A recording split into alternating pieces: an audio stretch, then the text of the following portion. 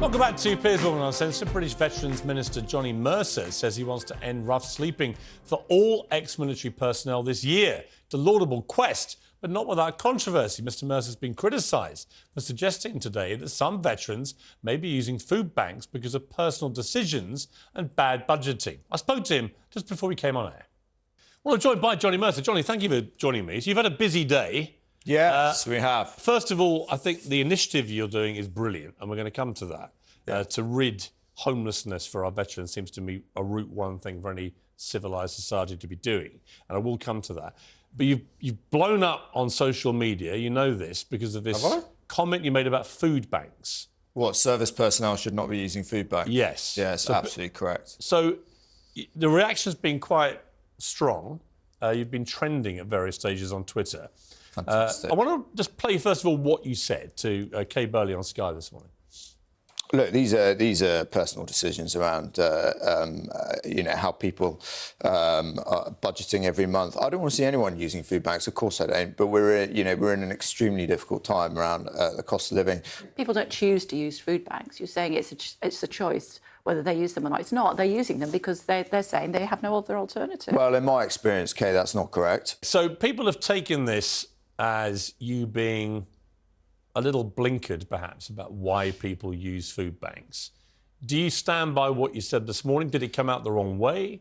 What do you want to say about it? Piers, people will take whatever they want to take from what you say, right? I clearly said that service personnel should not be using food banks. That is absolutely correct. That anybody on a wage like that who has subsidised food and accommodation should not be using food banks. And in my experience, that is not the case. But it's a comment about personal choice. Hang on a second. Yeah, no, but that's There's not nothing wrong with that. No, that's right? sure. That's right. People then take that and say, I think people should generally not use food banks and they make a personal choice. That's not what I said. So there's no point debating that because that's not what I said. But what I said was service personnel, and I was very clear with that. But you said that people make personal choices. And what the inference... Talking about service personnel, yeah. And people have said the inference from that is that they shouldn't be on food banks. They're making a choice to be on them. The criticism has been, actually, for most people on food banks, it's not a choice, it's a necessity to feed themselves and their family. So I don't dispute that for the wider population, right? And I come across and I work in, I visit food banks in my constituency and I see the need for food banks in some of our most complex and our poorest communities, without a shadow of a doubt. But that's not what I was saying this morning. I was saying service personnel should not be using food banks, and they shouldn't. On their wage, with subsidised food and accommodation, they should not be using food banks. If any of them are, please do get in touch because I'll be able to help them. But do you genuinely think anyone of military personnel is using a food bank through personal choice? I think there is no requirement whatsoever for anyone in the military to be using a food bank. OK. A guy called Fred Thomas, who's a former Royal Marines captain, he's standing as a Labour candidate, MP for Plymouth Moor View. He says he's shocked and appalled by the comments you made, and he says Johnny Mercer may well be able to make budget adjustments on an income of more than £150,000. But how could he not know that for so many of our people, no matter how hard they work and how well they budget, they just don't earn enough to keep up with the spiralling costs and the despair this causes? Well, again, I mean, firstly, it's an individual who's trying to get elected, right? And everyone on the other side of the fence on this has taken this to mean that I don't think anybody should be on food banks, and that's a deliberate choice to them. Actually, what I was saying was if you're in the military, you shouldn't be on food banks. It's a very reasonable thing to say. So, people use these opportunities. There's been lots of people today using these opportunities. To be totally honest with you, Piers, I just don't get involved because I haven't got the energy for it. They're arguing about something I didn't say. They're trying to make a political point. I'm not interested. I've launched a scheme today to end veterans' homelessness. This is where political debate is in the country, and I'm just not interested in it because it's like a false, silly little game for people to put things on Twitter. I've got bigger things to do. I've got really important things to do. I just don't have any time for this nonsense, I'm afraid. Let's turn to Operation Fortitude. How many ex-servicemen and women are actually homeless? Do you know? Yeah, so look, there's always been conversations about how many homeless veterans there are in this country, and it's been a difficult thing to work out because we have traditionally not had a real grip on veterans data, right? So we didn't even know how many veterans there were in this country when I started this job. For the first time last year, we got it in the census, right, where you could declare if you're a veteran. So we know roughly there's about 2.27 million veterans in this country at the moment. Of those, about 13,000 people who completed a survey who were in sheltered accommodation, about 1.8% of them were veterans, right? So there's an underrepresentation of veterans in the homeless community. And so clearly it is a manageable community that we can deal with. If we can put in wraparound services and clear care pathways for these people to get out of homelessness, we can do it. And that's what we've done with £8.5 million worth of funding from the Treasury. What timescale have you put on this?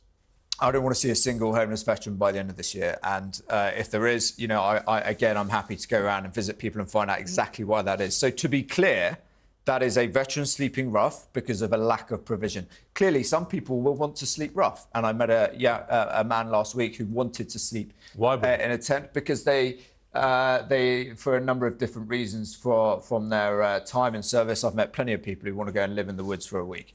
And, you know, if that's what they want to do, that's fine. That's not what this is about. This is about people whose lives have become incredibly difficult through addiction, through debt, through substance misuse, whatever it may be. And it's about getting them in, getting a roof over their head, providing those services and getting their life back on track. I've got a lot of military in my family. My brother's just retired after 37 years, rose to be a colonel. This issue of homelessness with veterans, it really stings with the military because we shouldn't be having any homeless veterans in this country, should we?